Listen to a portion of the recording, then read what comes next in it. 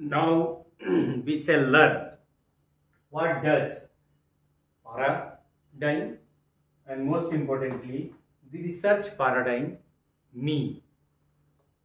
मतलब what is the meaning of research paradigm we shall be trying to understand.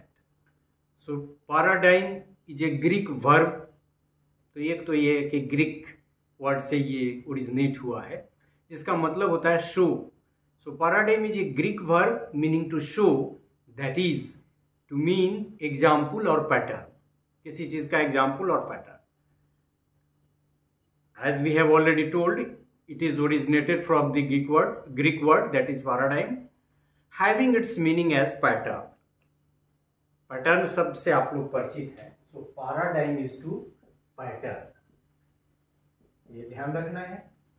तो इस तरह से आप कह सकते हैं कि एक पैटर्न है, रिसर्च का पैटर्न डिसाइड करता है. Paradigm having its meaning as pattern, we may conclude that paradigm is a pattern having many components and providing a holistic view regarding a research work undertaken. मतलब वो pattern है sweater का, एक तरह का blueprint type भी आप उसको कह सकते हैं. हालांकि ब्लूप्रिंट से ये बड़ा कंसेप्ट है. So paradigm is a pattern having many components and providing a holistic view regarding a research work undertaken. In fact a paradigm is a standard perspective और set of idea which gives a picture of research work. मतलब वो आपको picture देता है कि research कैसे undertake होगा और क्या क्या इसके संबंधित. और ऑब्वियस है कि उसमें बहुत सारे जो हर रिसर्च पैराडाइम के अलग अलग एलिमेंट्स हैं, जिसकी बात हम लोगों ने 4 एलिमेंट्स की उसके टर्म में पैराडाइम ही डिफाइन होगा. So a paradigm is a way of looking at something. एक नाम है कुन. इन्होंने बहुत काम किया इस पे. क्या किया सो मैं बता रहा हूं आपको. सो कुन 1962. So the word was first used in the research by कुन.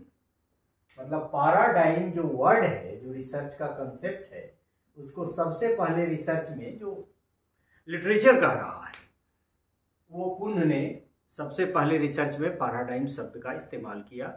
And so ultimately we can say that the research paradigm as a concept, as a word, is being used first time by Kuhn 1962. It was used, किस sense में use किया गया वो भी, क्योंकि हमने बताया कि इसमें हम लोग डिफिनेशंस भी समझ करेंगे इसको. So it was used to describe a conceptual framework. अब ये कंसेप्ट और आ गया. वहां क्या था, पैटर्न था, फॉर्मेट था. यहां क्या आ गया, so paradigm is a conceptual framework. मतलब आप इसको यदि आप हम लोग डिस्कस नहीं करेंगे, लेकिन यदि आप रिसर्च पैराडाइम का कैरेक्टरिस्टिक्स की बात करेंगे तो ये सारी चीजें आ जाएंगी जिसमें फ्रेमवर्क दिया जाएगा. So conceptual framework that is accepted by a community of researchers. मतलब ऐसा नहीं है कि आपके या किसी इंडिविजुअल को मान लेने से होगा. और आप सभी जानते हैं, नॉलेज वाले लेक्चर में हम लोगों ने देखा कि किसी भी नॉलेज का पार्ट एक्सेप्ट होने के लिए एक लंबी प्रक्रिया से गुजरना होता है और उसकी अपनी सोसाइटी बनी हुई है. जैसे मैथमेटिक्स का अलग है, साइंस का अलग है. By community of researchers and that provides them with an in depth guideline to conduct the research. मतलब यदि हम ये कहें कि रिसर्च पैराडाइम एक फ्रेमवर्क है जो रिसर्च कम्युनिटी के द्वारा एक्सेप्ट किया गया है कि इस फ्रेमवर्क का आकार प्रकार कैसा होगा. और ये जो कंसेप्चुअल फ्रेमवर्क जिसको रिसर्च पैराडाइम हम कहते हैं, वो रिसर्च को गाइडलाइन प्रोवाइड करता है. रिसर्च को कंडक्ट करने के लिए कैसे गवर्न होगा उसकी इन डेप्थ जानकारी देता है. सो it's A framework, conceptual framework accepted by the community of researcher, and it provides guidelines how the research can be undertaken. A research paradigm is an approach. ये भी कह रहा है कि it's an approach as well. Research paradigm is an approach or a research model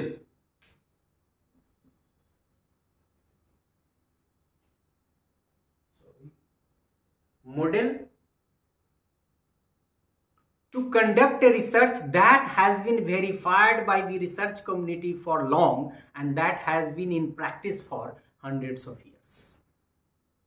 हालांकि इसमें हुआ है, जैसा कि हमने शुरू में आपको कहा कि पहले पॉजिटिविस्ट पैराडाइम आया, उसके विरोध में फिर एंटी पॉजिटिविस्ट आया, फिर और भी कई तरह के पैराडाइम आए। जब पैराडाइम वाले लेक्चर में अलग अलग, आज का वो नहीं, आज सिर्फ हम लोग टाइप या नाम जानेंगे, बाकी जब डिस्कस करेंगे तो आप सबको समझेंगे अलग अलग। तो ये रिसर्चर ने कई वर्षों में इसका इजाद किया है, इसको डिजाइन किया है, और ये गाइडलाइंस की तरह आज के रिसर्चर को काम करता है। और इसीलिए हमने कहा कि अभी रिसर्च पैराडाइम में वार भी छिड़ा हुआ है, क्योंकि बहुत सारी चीज़ें इतना कंफ्यूजिंग है। शुरू में हमने आपको बताया कि जो पॉजिटिविस्ट पैराडाइम है, एंटी पॉजिटिविस्ट पैराडाइम है, वो दोनों एक दूसरे के अपोजिट है, वो दोनों डिफाइंड है। बाकी जो इन बिटवीन है उसमें बहुत सारे कन्फ्यूजन्स हैं, उसमें कई रिसर्चर कुछ मानते हैं, आप भी देखेंगे आगे। ए research paradigm is a philosophical framework. अब यहाँ एक देखिए कंसेप्चुअल फ्रेमवर्क और इसी के साथ जुड़ गया एक फिलोसफिकल। और ये आप नॉलेज वाले लेक्चर में और डिसिप्लिन वाले लेक्चर में हम लोगों ने फिलोसफिकल एस्पेक्ट को बहुत विस्तार से बात की, और हमने एक्सप्लेन किया था वहाँ कि किसी भी सब्जेक्ट में आप यदि रिसर्च करते हैं तो ये PH स्टैंड्स फॉर फिलोसफी, ये डिग्री PhD की ही दी जाती है। क्यों? चाहे वो मैथमेटिक्स में कर रहे हो। So it's a very ancient term. Philosophy का मतलब है कि guiding principle, governing principle. So a research paradigm is a philosophical framework that one's research is based on, मतलब ये it also provide a philosophical, मतलब फिलोसफी के बारे में हम लोग कहा कि philosophy is a way of living, way of thinking, तो उसी की तरफ इशारा है। It offers a pattern of beliefs and understanding from which the theories and practices of one's research work operate. मतलब रिसर्च से संबंधित कोई भी डिसीजन होगा उसके पीछे रिसर्च पैराडाइम ही गाइडलाइंस की तरह काम करता है। और चूंकि इसको रिसर्चर की कम्युनिटी ने एक्सेप्ट किया है, so one has to follow. शुरू में जब हम लोग रेफरेंसिंग वगैरह की बात की थी तो आपको याद होगा कि हम लोगों ने APA की बात की थी कि साइकोलॉजी और एजुकेशन में अमेरिकन साइकोलॉजिकल एसोसिएशन को एजुकेशन और साइकोलॉजी फॉलो करता है। यद्यपि हमने कई सारे और भी रेफरेंसिंग पैटर्न की बात की थी, तो ये भी रिसर्च पैराडाइम से ही गवर्न होता है। इस तरह से कहा कि it offers a pattern of beliefs and understanding from which the theories and practices of one's research work operate. It forms the philosophical basis of a research task और work. अभी हमने बताया फिलोसफी पे काफ़ी हम लोगों ने बात की कि फिलोसफी का मतलब क्या। अब एक डिफिनीशन है, इन्हीं का है ये, मतलब ये इसका जो ईयर है डिफिनीशन का, that has given in 1973 in literature, हमने वहीं से कलेक्ट किया। So a research paradigm is the set of common belief, मतलब कॉमन का मतलब है कि accepted by the research as a community and agreements, of course जो कम्युनिटी है उसी के द्वारा एग्रीड है, shared between scientist, whether it is pure science के लोग एज ए साइंटिस्ट और social scientist as well. So shared between scientist about how problems का मतलब research problem, how problems should be understood and addressed, मतलब problem को कैसे समझे और उसको कैसे अंडरटेक करें, कैसे एड्रेस करें, उस पर कैसे काम करें, ये सब चीज की जानकारी रिसर्च पैराडाइम देता है। ए paradigm determines the criteria according to which one selects and defines problems for inquiry। मतलब वही रिसर्च प्रॉब्लम कहिए, इंक्वायरी कहिए, इन्वेस्टिगेशन कहिए। A paradigm determines scientific approaches and procedures approach and procedure. So in one sense you can also say research paradigm, of course it is not a procedure, but procedure is the part of it. So a paradigm determines scientific approaches and procedures which stand out as exemplary. Exemplary का मतलब उदाहरण की तरह, आदर्श की तरह. Out and exemplary to a new generation of scientists as long as they do not oppose it. मतलब जब तक आप उसको एक्सेप्ट कर रहे हैं, यदि आप दूसरे खेमे में जाना चाहते हैं आप जाइए. और इसमें मैंने कहा ही कि पैराडाइम अभी भी चल रहा है, हालांकि हम अपने डेलिब्रेशन में उसको शांत करने का अपने अल्प ज्ञान के माध्यम से ही चाहेंगे कि उसको शांत करें. कुन कैरेक्टरिस्टिक्स कैरेक्टराइजेज, ये नाम जो है, जितना भी कहीं भी कोई भी आर्टिकल देख लें आप, कोई भी किताब देखते उसमें ये नाम आ ही रहा. So Kuhn characterizes a paradigm as an integrated cluster of substantive concepts, variables and problems attached with corresponding methodological approaches and tools. अब ये कह रहा है कि जो पैराडाइम होगा उसमें कैरेक्टरिस्टिक्स उसकी क्या क्या होगी कि ये क्लस्टर है, इंटीग्रेटेड क्लस्टर है. किसका? सब्सटेंटिव कंसेप्ट का. सब्सटेंटिव का मतलब है कि the concept that have acquired their places, मतलब नया नहीं, that has already been placed. जैसे हम लोग यूज करते हैं सब्सटेंटिव पोस्ट पे आपका अपॉइंटमेंट हुआ है, मतलब द पोस्ट इज सेंक्शन्ड. तो सब्सटेंटिव कंसेप्ट्स, वेरिएबल्स वो भी डिफाइंड है, एक्सेप्टेड है. Problems attached with corresponding methodological approaches, how the research will take, data collection कैसे होगा आदि. एक और ये भी नाम है, दो नाम है, ये डिफिनीशन इनका भी इम्पोर्टेंट है. ये शायद इनकी किताब भी है, लिंकहोफ and Gauba 1985. Link, clone and Gauba 1985 इनका एक डिफिनीशन है, बल्कि डिफिनीशन नहीं कहें, मतलब एलिमेंट्स के बारे में, और इन्हीं को हम फॉलो करें. क्योंकि बहुत जगह हमने जो बात की 4 एलिमेंट की, आगे हम उसको डिस्कस करेंगे, उसमें बहुत जगह 3 ही एलिमेंट है. एक्जियोलॉजी ऐड नहीं होता है बहुत जगह, वही ऑन्टोलॉजी, एपिस्टेमोलॉजी और फिर ये रिसर्च मेथोडोलॉजी. लेकिन इन्होंने अपने जो एलिमेंट्स को मेंशन किया है, तो एक डिफिनीशन भी मान सकते हैं, ऐसे भी डिफाइन कर सकते हैं कि paradigm comprises 4 elements, epistemology, ontology, methodology and axiology. इसको हम कितनी बार लिख चुके हैं तो लिखेंगे नहीं. तो गुबा के अनुसार कि रिसर्च पैराडाइम एक ऐसा पैराडाइम है जो 4 एलिमेंट को अपने भीतर कंटेन करता है. रिसर्च पैराडाइम एक अलग से फिर डिफिनीशन है इनका, गुबा 1990. इस डिफिनीशन के बाद ये कहते हैं कि research paradigm can be characterized by the way scientists respond to 3 basic questions. अब देखिए यहाँ 3 आ गया, 4 नहीं आया element. Ontological, epistemological and methodological questions. मतलब यह है कि पैराडाइम या रिसर्च पैराडाइम की ये विशेषता है, कैरेक्टराइज्ड बाय है, जिसमें 3 तरह के क्वेश्चन पूछे जाते हैं और उसके आंसर खोजे जाते हैं. तो ऑन्टोलॉजिकल, आगे हम लोग ऑन्टोलॉजी, एपिस्टेमोलॉजी को ज़्यादा विस्तार से समझेंगे, उसके क्वेश्चंस भी कैसे होते हैं उस पर भी थोड़ी सी हम लोग चर्चा करेंगे. सो ऑन्टोलॉजिकल क्वेश्चन, एपिस्टेमोलॉजिकल क्वेश्चन और मेथोडोलॉजिकल या रिसर्च मेथोडोलॉजिकल क्वेश्चंस के आंसर से ही रिसर्च पैराडाइम डिफाइन होता है. Most of the research paradigm emerges from one of the two of the approaches to research that are positivist approach and interpretivist approach. धीरे धीरे हम लोग positivist approach और इंटरप्रेटिविस्ट approach को समझेंगे. आज के डिलिब्रेशन से नहीं, अलग से उसमें विस्तार से बात करेंगे कि पॉजिटिविस्ट में बेसिक क्या है और इंटरप्रेटिविस्ट में बेसिक क्या है.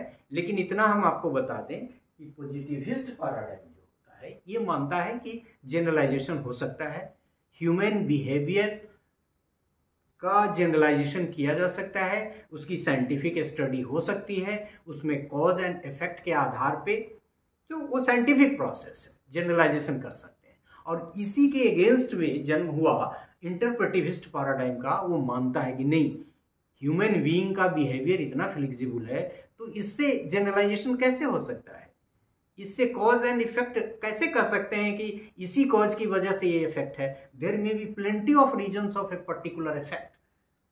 तो कॉज और इफेक्ट के बीच का जो रिलेशनशिप है that is not defined, that is not one time effect, ये इंटरप्रेटिविस्ट मानता है। बाकी हम लोग विस्तार से आगे बात करेंगे।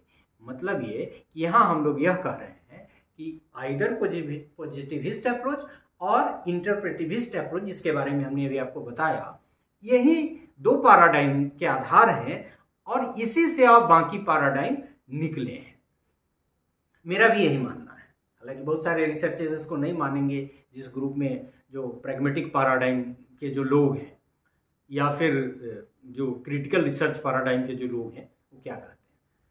One of the paradigms that emerged in the recent years in the pragmatic paradigm और मिक्स्ड मेथड पैराडाइम। यहाँ भी बहुत दो तरह की बातें हैं। एक तो बहुत जगह लोग सीधे डायरेक्ट मिक्स्ड मेथड पैराडाइम लिखते हैं और कुछ लोग ये मानते हैं कि प्रैग्मेटिक पैराडाइम के ही पार्ट हैं। आगे हम उसको फिर एक्सप्लेन करेंगे। तो तीसरे में बहुत सारी किताबों में, बहुत सारे रिसर्च पेपर्स में आपको मिलेगा कि द थर्ड वन इज या fourth one is mixed method paradigm. लेकिन मैंने आपको ये कहा कि प्रैग्मेटिक पैराडाइम के एक पार्ट के रूप में रिसर्चर का एक ग्रुप यह मानता है कि प्रैग्मेटिक पैराडाइम का ही एक पाथ है, जो पैराडाइम नहीं है, एक मेथडोलॉजी है और 4 एलिमेंट में मेथडोलॉजी भी है। अब ये आपका ज्ञान जहाँ जहाँ तक जाएगा धीरे धीरे you will be able to understand. मुझको भी लगता है कि मैं इसके बारे में अभी बहुत हमको भी अध्ययन करना होगा। So a group of researchers claim that, जो मैं कहना चाह रहा था, a group of researchers claim that pragmatic paradigm has 3 parts of it. मतलब उसके 3 पार्ट हैं। कौन कौन? has 3 parts of it and mixed method research is a part of it। मतलब 3 पार्ट है। बहुत सारे लिटरेचर्स में आप देखेंगे कि ऐसा दिया हुआ है, जिसमें से mixed method research is a part of pragmatic paradigm. The remaining part, जैसे एक तरह से हम कहें कि यदि हम प्रैग्मेटिक पैराडाइम यहाँ ले लें तो इसमें से एक तो हो गया मिक्स्ड मेथड रिसर्च। बहुत जगह देखेंगे भी MMR भी बहुत लोग यूज करता है। एक बार लिख दिया मिक्स्ड मेथड रिसर्च, उसके बाद MMR यूज करते हैं। दूसरा ये बताते हैं कि ये पहला हो गया प्रैग्मेटिक पैराडाइम का, दूसरा हो गया क्यू मेथडोलॉजी। बहुत सारे लोग, हमने भी अपनी एमएड में क्यू मेथडोलॉजी पढ़ा था, लेकिन उस समय उतना नहीं समझा था जितना आज जान रहे हैं। और तीसरा कहता है कि generic qualitative inquiry, generic qualitative inquiry. इसकी ज्यादा चर्चा हम नहीं करेंगे, लेकिन थोड़ी बहुत चर्चा करेंगे। कहाँ? जब हम लोग सबसे आखिर में इस रिसर्च पैराडाइम के लेक्चर को कंक्लूड करेंगे। कई दिन लगेंगे, अभी कई लेक्चर लगेंगे, जब हम लोग अलग से ये प्रैग्मेटिक रिसर्च पैराडाइम को डिस्कस करेंगे। उसमें हल्की चर्चा, इसकी विस्तार से चर्चा करेंगे, ये MMR की, लेकिन क्यू मेथोलॉजी और फिर जेनरिक क्वालिटेटिव इंक्वायरी की चर्चा भी हम लोग करेंगे as a part of pragmatic research paradigm. तो हमने कहा कि ये तीसरा, पहला क्वालिटेटिव पॉजिटिविस्ट, दूसरा इंटरप्रेटिविस्ट, तीसरा प्रैग्मेटिक पैराडाइम, उसी का एक पार्ट। और इस पे हमने डिस्कस भी किया कि उसमें ये मिक्स्ड मेथड रिसर्च भी अलग से लोग पैराडाइम के रूप में लिखते हैं, लेकिन मेरा मानना है कि it's a part of pragmatic research paradigm, क्योंकि गवर्न भी उसी से होता है। Researchers of this view conclude that there are many methodologies based on pragmatic research philosophy. जो मैं कह रहा था, प्रैग्मेटिक रिसर्च फिलॉसफी पे बेस्ड बहुत सारी मेथोलॉजी है। और हमने बताया कि 4 एलिमेंट में मेथोलॉजी एक एलिमेंट है, जिसमें हम कैसे, मतलब it is all about the process through which the research work will be undertaken. तो उसका पार्ट है, मतलब मेथोलॉजी है। ये कह रहा है researchers of this view conclude that, मतलब जो मानते हैं कि 3 पार्ट है, that there are many methodologies based on pragmatic research philosophy, मतलब एक मेथोडोलॉजी के रूप में मानता है जिसमें से mixed methodology, Q methodology and generic qualitative inquiry. तो ये इसको मेथोडोलॉजी की तरह मानता है। ये पूरा का पूरा रिसर्च पैराडाइम इसको लोग मानता नहीं है, और ये मानता है कि मिक्स्ड मेथड रिसर्च जो है ये पैराडाइम नहीं है, ये मेथोडोलॉजी है। किसकी मेथोडोलॉजी है? इसकी एक मेथोडोलॉजी है, किसकी? Pragmatic research paradigm. अब आप देखें, इसीलिए हम कहते हैं कि research war. If we analyze the conclusion of this group of researcher, we can conclude that this group of researchers consider mixed method as methodological aspect of pragmatic research paradigm। तो एक बात जिसको हमने अभी कहा भी, among scientists, social scientists and scholars, research paradigm wars continue, but most of them do agree to talk in terms of 4 major paradigms in vogue today।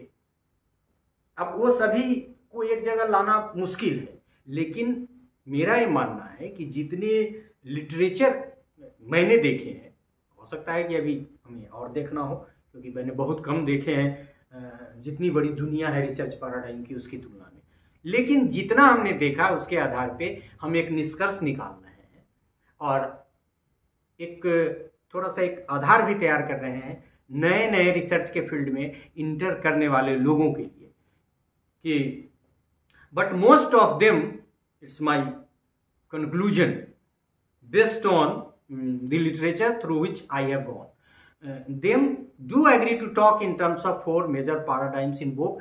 प्रकारांतर से मैं ये कहना चाह रहा हूँ कि हमारे डेलिब्रेशन में, या मेरा मानना है अब तक, आगे जब लिटरेचर और पढ़ेंगे तो संभव है चेंज हो, कि there are 4 major types of research paradigm on which the research community is working और the most of the research community is accepting.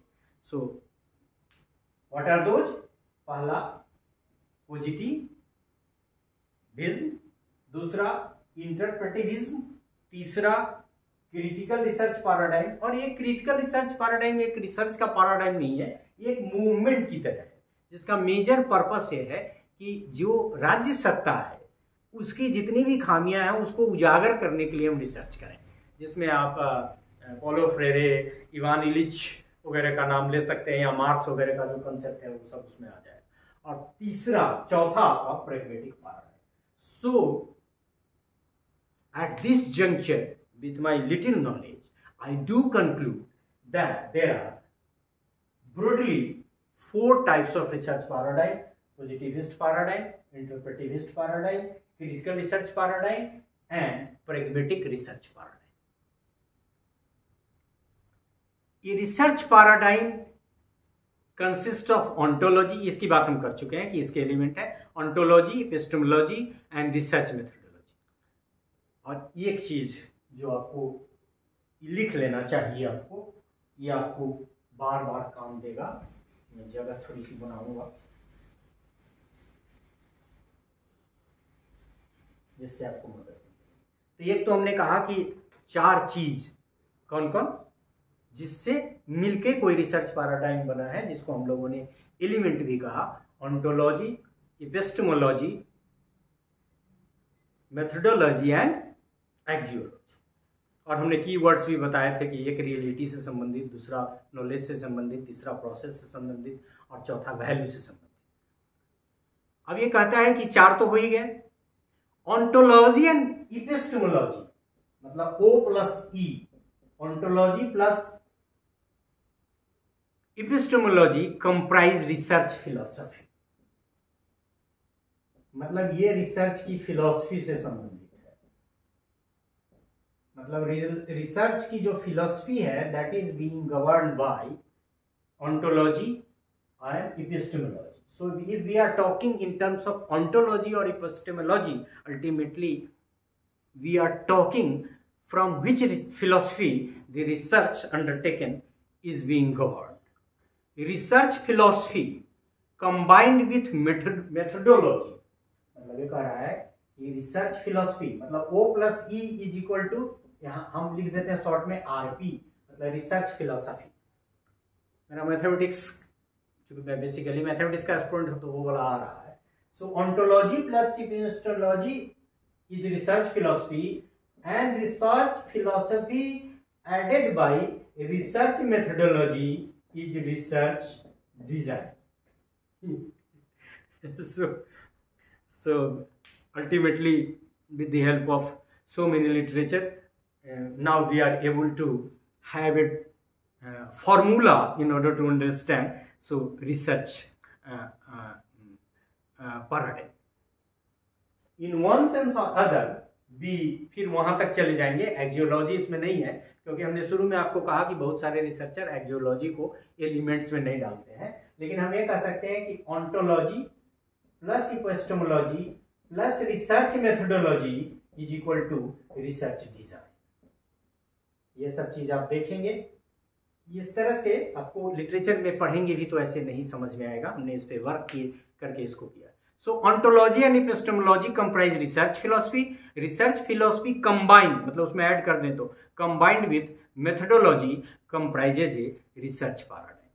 So in this part we have discussed research paradigm है क्या, उसमें बहुत सारे concepts हमने दिए, conceptual framework, ये philosophical framework, pattern like that.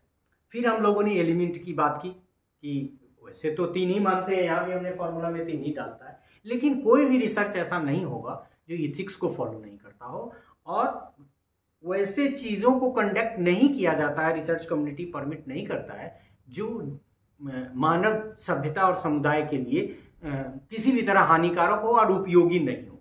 तो इससे हमारा एक्जियोलॉजी गवर्न करता है। मतलब ये कि ऐसा कोई रिसर्च नहीं हो सकता है जो इथिक्स को फॉलो नहीं करता हो, जो वैल्यू को फॉलो नहीं करता हो, लिहाजा चौथा एलिमेंट भी आवश्यक है। लेकिन ये जो हमने यहाँ देखा कि रिसर्च फिलोसफी, ऑन्टोलॉजी और एपिस्टेमोलॉजी मिलके बनता है, और रिसर्च फिलोसफी में यदि हम ऐड कर देते हैं मेथोडोलॉजी को तो वो पूरा का पूरा रिसर्च पैराडाइम बन जाता है। मुख्य रूप से हम लोगों ने रिसर्च पैराडाइम को डिफाइन किया, उसके 4 एलिमेंट्स के बारे में जाना, ये जाना कि और भी कई तरह के, कहीं कहीं कंस्ट्रक्टिविस्ट पैराडाइम अलग से एक पेपर ही किसी ने लिख दिया है। तो all these things are confusing, and आपको यदि अभी तैरने नहीं आता है तो उस तरह के ज्ञान के समंदर में आपको कूदने की जरूरत नहीं है। बेसिक अपना क्लियर करें, फिर धीरे धीरे आगे बढ़ें, otherwise you will get a lot of confusion in the ocean of literature based on research paradigm. तीसरी बात हम लोगों ने उसके एलिमेंट की बात की, चौथी बात हम लोगों ने 4 रिसर्च पैराडाइम की बात की, और फिर ये जानने का प्रयास किया कि रिसर्च पैराडाइम एक अम्ब्रेला टर्म है और उसी के तहत, और ऑब्वियस है कि that is accepted by the research community, और बाकी जितने भी डिज़ाइन है, राइटिंग स्टाइल है, सब इसी से गवर्न होते हैं। So this is all about this part of the lecture in which we tried our best to understand what does research paradigm mean, how many important types of research paradigm are there, what are the important elements of research paradigm. So this is all about this part.